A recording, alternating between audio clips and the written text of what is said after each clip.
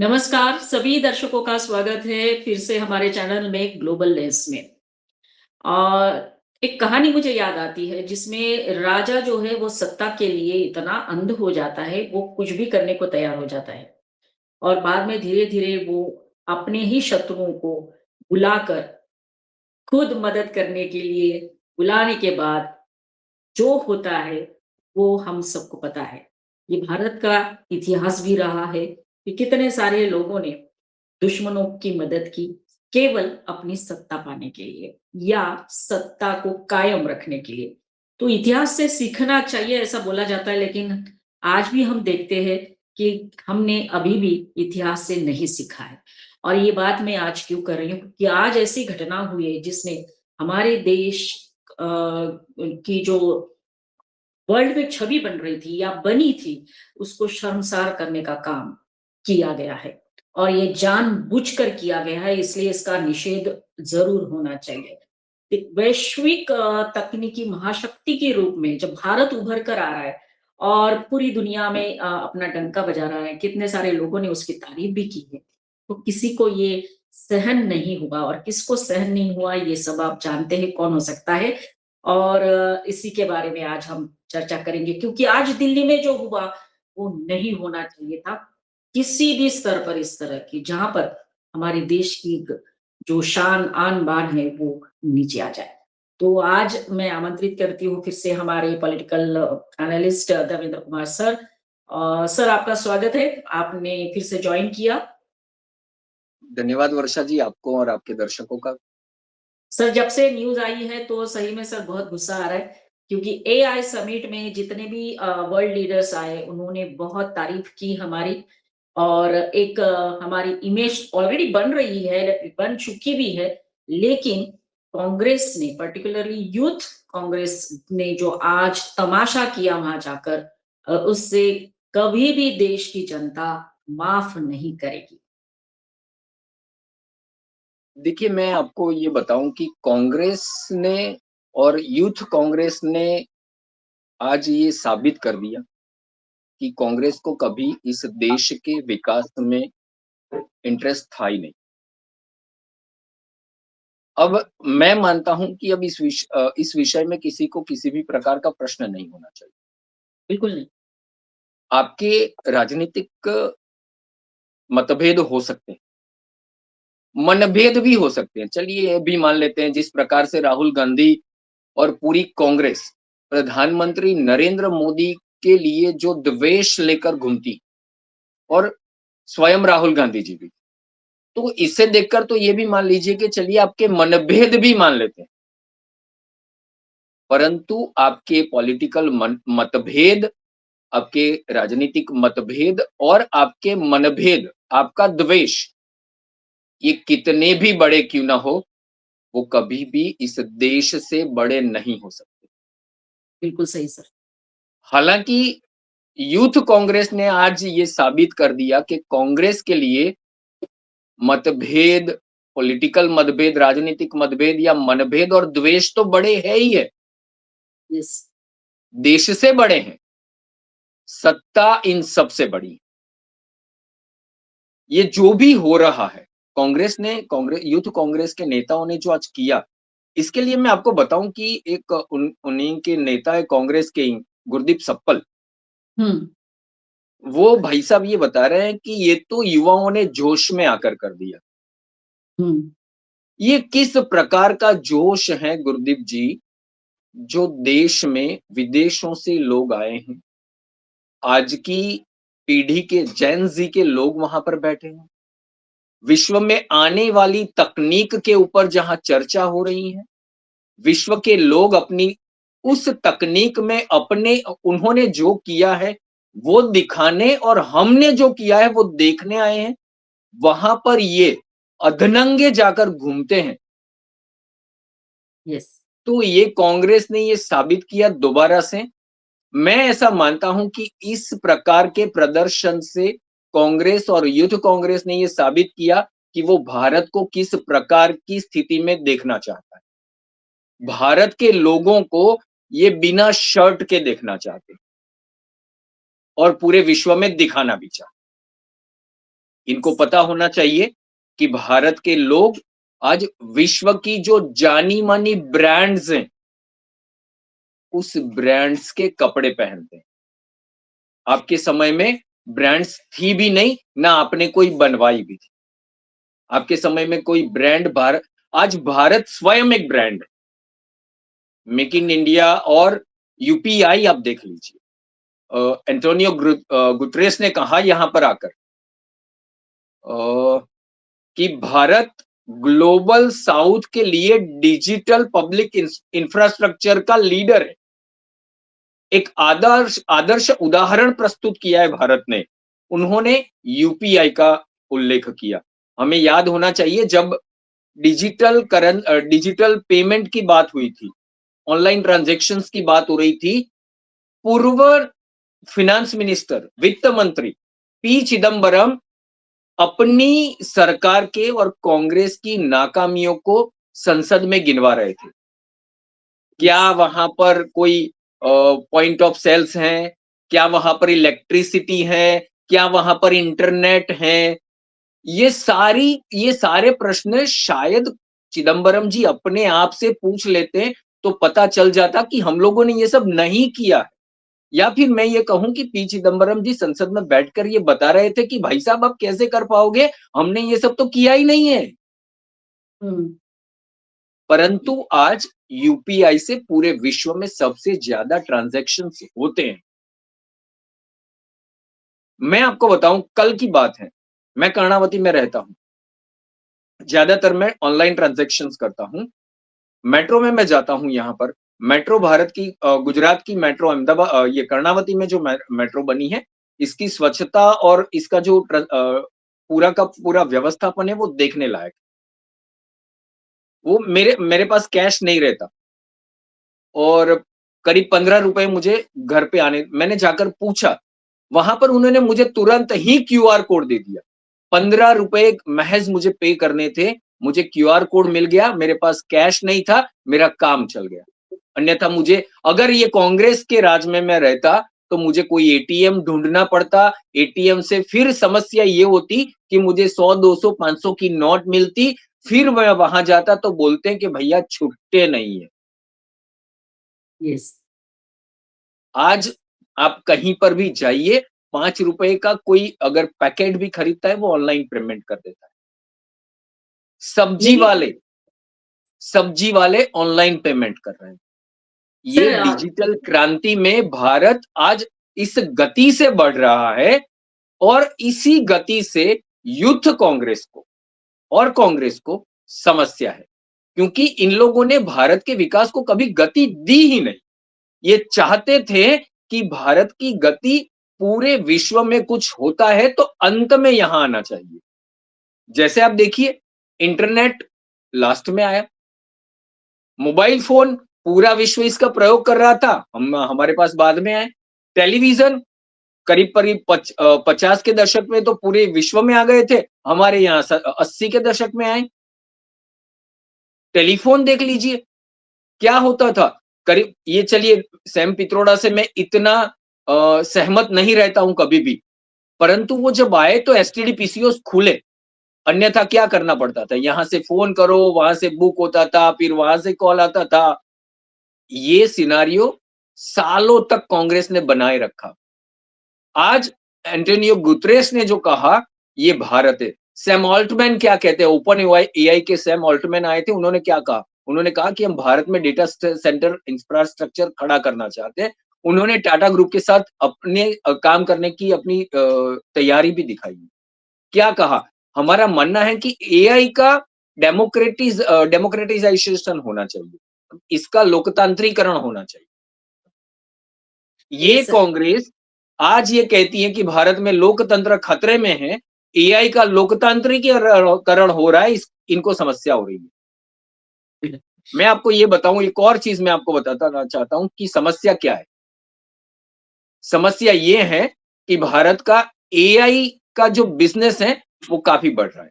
Competition commission of India CCI का एक data कहता है कि एआई का मार्केट 2020 में 2.97 बिलियन डॉलर था, जो 2024 में बढ़कर $7.63 बिलियन हो गया है।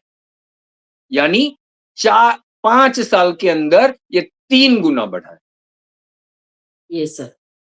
वैश्विक प्रभाव क्या है? मैकेंजी कहती है, मैकेंजी का रिपोर्ट है, वो क्या कहती है? एआई भारत के अर्थतंत्र में करीब-करीब 15.7 ट्रिलियन की आर्थिक असर खड़ी करेगा। अब हुँ। सोचिए, हम ट्रिलियंस की इकोनॉमी बनने की बात कर रहे हैं और वो भी 4 या 5 ट्रिलियन की इकोनॉमी बनने की बात कर रहे हैं। यहाँ पर मैकेंजी कह रही है कि हमारे अर्थतंत्र में इससे 15.7 ट्रिलियन डॉलर का असर आएगा। समस्या यूथ कांग्रेस और कांग्रेस को ये है कि आप यस। विकसित हो कैसे सकते हो जब तक हम बैठे हैं? आप सोच भी कैसे सकते हो कि हम बैठे हैं और आप विकसित भारत बना दोगे? नहीं, हम नहीं बनने देंगे। ये जो यूथ कांग्रेस ने प्रदर्शन किया, इसका एक गर्भित अर्थ यह भी था कि हम आपको विकसित भारत नहीं बनाने देंगे। सर, दूसरी बात ये है सर कि फ्रांस के जो राष्ट्रपति हैं, उन्होंने अपने भाषण में इसका खुला वो एक्सेप्टेंस किया था कि मैं 10 साल पहले यहाँ आया था और आज मैं क्या देख रहा हूँ कि सब्जी वाला भी जो है यूपीआई से अपना पेमेंट करता है, डिजिटल पेमेंट होता है। तो कहीं न कहीं सर ये बात भी चुभी होगी अ, कांग्रेस वालों को कि 10 साल पहले की बात है मतलब मोदी सरकार आने की पहले की बात है, ये कुछ भी नहीं होता था इस तरह से क्योंकि जैसे आपने पी चिदम्बरम का उदाहरण दिया, वो बोले भी ऐसे कि कैसे पॉसिबल है, उसके पास नेट कैसे आएगा, ये कैसे आएगा? ये पॉसिबल करके दिखाया और इसकी अ, एक तरह से हम वर्ल्ड वाइड शाबाशी जो है वो फ्रेंच प्रेसिडेंट ने इमैनुअल मैक्रोन ने दी सर। सर ये बिल्कुल प्लेटफ़ॉर्म नहीं था ये इस तरह का आपका विरोध करने का लेकिन सर, हमने तो कई बार देखा है कि राहुल गांधी ग्लोबल प्लेटफ़ॉर्म में जाके हमारे देश की बदनामी करके आते हैं। तो जो जैसा राजा वैसे प्रजा बोला जाता है, तो जैसे नेता वैसे ये सारे लोग इनके जो कार्यकर्ता है उन्होंने किया सर। तो सर इसके ऊपर कड़ी से कड़ी कार्रवाई करने की माँग उठी है और इतना ही नहीं सर वहाँ कोई अपने जैसे लोग होंगे जो कॉमन लोग थे उन्होंने उनकी अच्छे से पिटाई भी कर दी। वैसे मैं मानता हूँ कि कॉमन लोगों ने ये कानून अपने हाथ में नहीं लेना चाहिए, परंतु कॉमन लोग आज देश के लिए सोचने लगे। यस। अगर ऐसा कुछ उन्होंने किया है तो उनको पता है कि अगर हम कानून हाथ में लेंगे, तो हमारे ऊपर भी कुछ एक्शन हो सकते हैं। इसकी परवाह न करते हुए भी अगर उन्होंने कुछ किया है, तो इनको इनके हृदय में कहीं न कहीं भारत का हित है यस, और राइट। इन्होंने ये सोचा है कि ये जो करने आए हैं, इससे पूरे विश्व में भारत की छवि जो उज्ज्वल हो रही है, इस पर लांछन लगा है। मैं वैसे आपको एक बात बताता हूँ कि गति होती थी कांग्रेस के राज में, जब कांग्रेस की सत्ता थी, यूपीआई की ही बात कर लेते हैं। क्या इतनी गति हुआ करती थी कि अब बात मत पूछिए। बॉफोर्स स्कैम पूरा विश्व जानता है कि बॉफोर्स में क्या था, किसका नाम था। नाम मैं नहीं लेना चाहता क्योंकि नाम लेने से बदनामी ज़्यादा मिलती है और मैं बदनाम नहीं हूँ। तो करीब-करीब जुलाई 2003 में सीबीआई ने ओटावियो क्वाट्रोची, हुँ, जो राहुल गांधी के कुछ तो रिश्तेदार भी लगते हैं, हुँ, उनके लंदन के कुछ बैंक अकाउंट्स फ्रीज़ किए। फिर क्या हुआ, 2005 में जब यूपीए की सरकार आ गई थी, एडिशनल सॉलिसिटर जनरल को यहां पर डिसीजन लिया गया। एडिशनल सॉलिसिटर जनरल को लंदन भेजा गया, वहां के लोगों को बताने के लिए कि हमने इन अकाउंटों को अनफ्रीज कर दिया है। अब सोचिए, और हुआ यूं कि 11 से 13 जनवरी के आसपास में ये हुआ और इस बीच कोई और एक्शन होता, इससे पहले तो ओटावियो क्वाट्रोची ने, जैसे शायद समझिए कि उसको ये डिसीजन भारत सरकार ने लिया, ये पहले से ही पता होगा। चुटकियों में ये ओटावियो क्वाट्रोची ने अपने अकाउंट से पैसे निकाल लिए। गति होती थी, नहीं थी ऐसा नहीं था, परंतु भारत के विकास की गति नहीं। किसी अन्य की तिजोरी में कैसे पैसे डालने हैं, इस विकास की उनकी तिजोरी के अंदर पैसे जो हैं, उस पैसे के विकास की गति थी। यस सर, भ्रष्टाचार का विकास था, यस सर। देश सर का ये विकास नहीं था। हाँ सर, सॉरी मैं आपको बीच में टोक रही हूँ, लेकिन जिस तरह से ये घटना हुई है, सिक्योरिटी को भी एक सवाल उठा है कि कैसे आ गए ये लोग। लेकिन सर ये सोची समझी कॉन्स्पिरेसी भी हो सकती है कि इस तरह से रजिस्ट्रेशन करना, फिर टी-शर्ट इस तरह से प्रिंट करके पहनना, तो ये तो तुरंत नहीं हो सकता। जैसे बताया कांग्रेस के कोई नेता ने कि जोश में आकर किया। तो ये तो सर एक साजिश ही लगती है कि भारत को कैसे नीचा दिखाया जाए इतने बड़े प्लेटफ़ॉर्म पे। देखिए, ये जितनी टी-शर्ट्स लेकर आए थे, ये तुरंत नहीं हो सकती। हाँ, यस, मैं आपको बताऊँ इसके ऊपर इनको जो जो लगाया था इन्होंने, जो स्टिकर लगाया था, अगर वर्तमान टेक्नोलॉजी में भी अगर देखने जाएँ तो करीब-करीब 3 से 4 घंटे लगेंगे। और जाना है, रजिस्ट्रेशन कल नहीं किया होगा, पहले से करवाया होगा। तो ये हाँ, पूरा का पूरा जो है, ये षड्यंत्र ही था। बिल्कुल, जोश नहीं था, ये संपूर्ण होश में किया गया षड्यंत्र था। ये जोश केवल नहीं था। यस, ये केवल यही करना था कि पूरे विश्व के लोग यहाँ पर अगर आएँ, तो वो देखें भारत को कैसे नीचा दिखाया जाए। वैसे मैं आपको एक और उदाहरण देता हूँ। अटल बिहारी वाजपेयी जी को कहीं शायद पीवी नरसिंह राव जी ने भेजा था यूएन में। हाँ, यस, वो भारत के डेलीगेशन को लीड करते हुए गए थे। आप याद रखिएगा जब ऑपरेशन सिंदूर के बाद शशि थरूर को लिया गया तो कांग्रेस ने विरोध किया। हाँ, क्यों लेकर जा रहे हो? और यही नरसिंह तब भाजपा ने विरोध नहीं किया था। वाजपेयी जी जब जा रहे थे, भाजपा ने विरोध नहीं किया था। वाजपेयी जी ने वहां पर जाकर जिस सरकार की नीतियों को यहाँ देश में वो विरोध करते थे जिस नीतियों का, उसी नीतियों को करीब-करीब वहां पर जाकर इसका पक्ष रखा था, इसमें इसके पक्ष में बोले।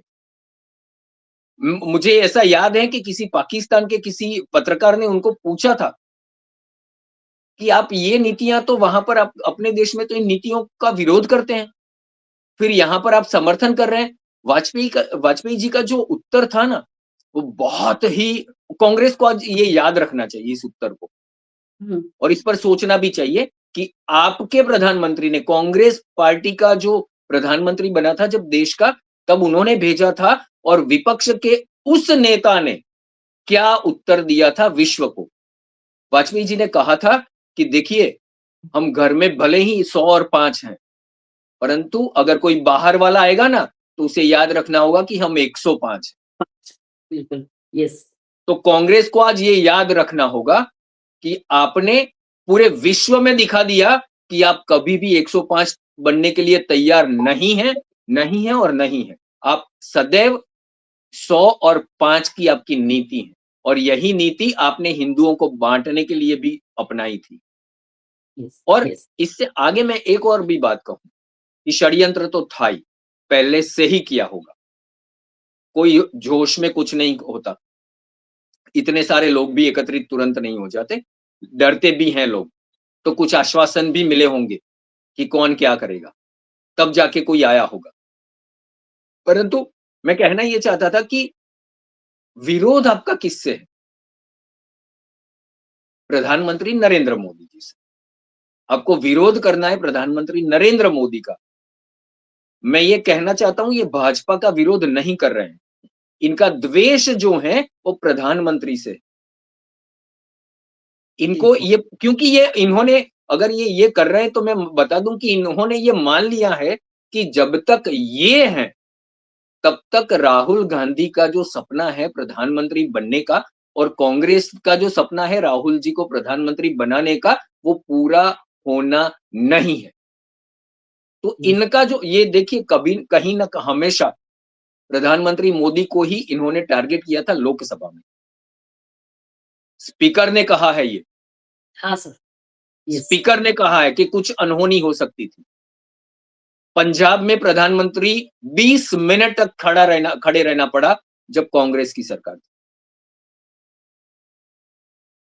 और आज आपका ये मोदी विरोध देश विरोध में बदल गया है।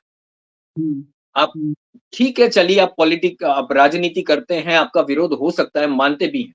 करिए, कोई समस्या नहीं है। आप सत्ता के लिए ही राजनीति करते हैं और प्रत्येक व्यक्ति सत्ता के लिए ही राजनीति में आता है। परंतु इसका अर्थ ये नहीं है कि जहां पूरे विश्व के लोग, पूरे विश्व के प्रभावशाली लोग जहां पर खड़े हों, वहां पर आकर आप अपना द्वेष, जो वैयक्तिक एक व्यक्ति के लिए आपका जो द्वेष है, उसके द्वेष से प्रेरित होकर आप पूरे देश को नीचा दिखाएं। यस। ये नहीं होना चाहिए। और तो कई सारे सर विपक्ष के नेता ने इस घटना का विरोध किया हुआ है कि ऐसा नहीं करना चाहिए। लेकिन सर अब जैसे आपने बताया कि कांग्रेस के नेता जिस तरह से प्रतिक्रिया दे रहे थे, ये इसके पीछे जिसका भी माइंड होगा वहां तक जाने की कोशिश अगर दिल्ली पुलिस करती है तो पता नहीं फिर किसके किसके नाम सामने आएंगे। लेकिन जैसे एक बात हम हमेशा बोलते हैं सर कि मोदी विरोध में देश विरोध करते हुए कितने निचले स्तर पर इनकी मानसिकता गिर चुकी है, ये आज के इनके घृणास्पद कृत्य ने दिखाया। जितनी भी इनकी निंदा की जाए सर, वर्ड्स कम पड़ेंगे। क्योंकि आज का जो चित्र है पूरी दुनिया के न्यूज़पेपर में आएगा सर, और हमारे भारत के लिए कितनी शर्मनाक बात होगी। जो जो हेडलाइंस आएगी, मैं तो उसके बारे में सोच रही थी। क्या इसी के लिए इन्होंने ये कॉन्स्पिरेसी की थी? ये बहुत बड़ा सवाल है। और अब जाने से पहले सर ये नाम भी सामने आ रहा है कि कोई नरसिम्हा यादव है, जो रेवंत रेड्डी के बहुत करीब है, तेलंगाना को बिलॉन्ग करते हैं। 3-4 नाम जो है वो आगे आए हैं, अभी जिस तरह से आगे-आगे खबरें आ रही है उस तरह से। लेकिन सर, क्या कांग्रेस के नेता या फिर हमारे एलओपी इसके बारे में कुछ कहेंगे? देखिए, मैं ये हुँ, कहता हूँ कि हमारे जो एलओपी हैं, वो विदेश में जाकर भारत को नीचा दिखाते थे, अब तक ये हो रहा बिल्कुल, था। बिल्कुल। ये कांग्रेस ने अब एकदम बिलो द बेल्ट आ चुकी है। यस। ये भारत में भारत को नीचा दिखाने का जो प्रयास किया है, मैं दोबारा से ये कहना चाहता हूँ, राहुल गांधी जी, कृपया अपने राजनीतिक सलाहकार बदल दीजिए। हुँ, ये आपको देश विरोधी साबित कर रहे हैं अब। आपकी नीतियों को, आपकी पार्टी को, आपको इस प्रकार की सलाह देते हैं जिस और ऐसे एक्शन करवाते हैं, ऐसा बुलवाते हैं, ऐसा कुछ करवाते हैं, जिससे आप और आपकी पार्टी देश विरोधी हैं, ऐसा एक संदेश पूरे भारत में और पूरे भारत के लोगों को जाता है। यस। तो कृपया आप अपने जो सलाहकार हैं, जो राजनीतिक सलाहकार हैं, उनको बदल दीजिए, ज़ेन ज़ी वाले किसी को लाइए। ये आउट ऑफ डेट हो चुके हैं। आपके पवन खेरा जो हैं, रागिनी नायक जो हैं या सुप्रिया श्रीनेत जो हैं, ये और ऊपर से ये सैम पित्रोला जो हैं, ये आपके पी चिदम्बरम जी को भी गिन लीजिए। ये सारे के सारे जयराम रमेश भी इसी में ही आएँगे। ये आउट ऑफ डेट हो चुके हैं। इनका ज़मीन से कोई जुड़ाव नहीं है, इनको पता नहीं है कि भारत के लोग सोचते क्या हैं। और ये इस वजह से आपको और आपकी पार्टी को देश विरोधी साबित करने पर तुले हुए। यस। ऐसी सलाह देते हैं जिससे लोग ऐसा मानते हैं। वो नहीं करते होंगे, उनके शायद उनके दिमाग में ऐसा होगा भी नहीं, परंतु सलाह ऐसी देते हैं कि सामान्य लोग ऐसा मान लेते हैं। नहीं सर, तो ऐसा तो हम नहीं कह सकते, लेकिन क्योंकि जब हमने देखा है एलओपी को बात करते हुए, तो वो ये एक्सेप्ट करने को तैयार नहीं, या उनकी ऐसी मानसिकता भी नहीं है। क्योंकि सर अभी जैसे-जैसे खबरें आ रही है उसमें इनके ही यूथ कांग्रेस के लीडर्स है या कोई लीडर्स है, वो तो ये बात कहते हैं कि हम तो राहुल गांधी के सिपाही है और हम पीछे नहीं हटेंगे, हम देश के युवाओं के लिए अपनी आवाज़ उठाएँगे। तो ये कौन-सा तरीका हो गया सर देश के लिए आवाज़ उठाना? चलिए तो मैं बता देता हूँ कुछ अ, किस युवाओं की बात कर रहे हैं। हुँ, आपने जहाँ पर जाकर युवा कांग्रेस के नेताओं ने जहाँ पर जाकर भारत देश को नीचा दिखाया, उस एआई के द्वारा टैग्ड और नैस्कॉम का जो रिपोर्ट है, ये कहता है कि 2026 के अंत तक भारत में एआई से संबंधित करीब-करीब 10 लाख नौकरियां नई खुलेगी खुलेगी। और 2030 आते-आते एआई, क्लाउड और साइबर सिक्योरिटी जैसे क्षेत्रों में करीब-करीब 20 लाख नई नौकरियां खुल सकती हैं। ऐसे रोजगार का सर्जन हो सकता है। आप किस युवा की बात करते हो? अगर ये नहीं हो रहा है, इससे अगर कोई नकारात्मक छवि भारत की जा रही है, तो इसमें कहीं न कहीं कटौती होगी। इससे अगर ये विकास नहीं हुआ, तो इससे ये युवाओं की नौकरियाँ खाने की बात करें उस अगर आप ये नौकरियाँ नहीं आएँगी, तो युवाओं को मिलेंगी कहाँ से? आज भारत का युवा एआई में पूरे विश्व को मार्गदर्शन कर रहा है। ये यस, इनको समझना चाहिए। चाहे आप कोई भी क्षेत्र ले लीजिए, एआई के क्षेत्र में आपको भारत का व्यक्ति मिलेगा, मिलेगा, मिलेगा। चाहे आप एंथ्रोपिक ले लीजिए, चाहे चाहे आप ओपन एआई ले लीजिए चाहे आप गूगल ले लीजिए। जितने भी एआई नए प्लेटफ़ॉर्म आए हैं, कहीं न कहीं उसमें भारत के टेक्नीशियन की भूमिका है और है। Yes, right. तो ये भारत के युवाओं की आवाज़ नहीं, भारत के युवाओं की आवाज़ जो विश्व में गूंज रही है, उसे दबाने का प्रयास कर यस सर। और यही हम कहेंगे कि आज जो कुछ भी किया है कांग्रेस के जो यूथ कांग्रेस के लोगों ने या युवाओं ने उसे हम तो कभी भी माफ नहीं करेंगे, देश कभी माफ नहीं करेगा। और आपने जैसे अटल बिहारी वाजपेयी जी का नाम लिया, वो हमेशा ये कहते थे कि सरकारें आएगी जाएगी, लेकिन ये देश हमेशा रहना चाहिए। ये सिंपल बात अगर हमारे एलओपी नहीं समझते, तो आने वाला भविष्य उनके हाथों में कैसे देंगे, एक सवाल हमेशा रहेगा। सर धन्यवाद, आप हमारे साथ जुड़े और चर्चा की। सभी दर्शकों को कहेंगे कि ज़्यादा से ज़्यादा लोगों तक ये बात पहुँचाइए, हमें सपोर्ट करिए, सब्सक्राइब करिए हमारे चैनल को, लाइक करिए, कमेंट करिए। और सर वन्स अगेन धन्यवाद। जय हिंद, वंदे मातरम। नमस्कार वर्षा जी, जय हिंद, वंदे मातरम।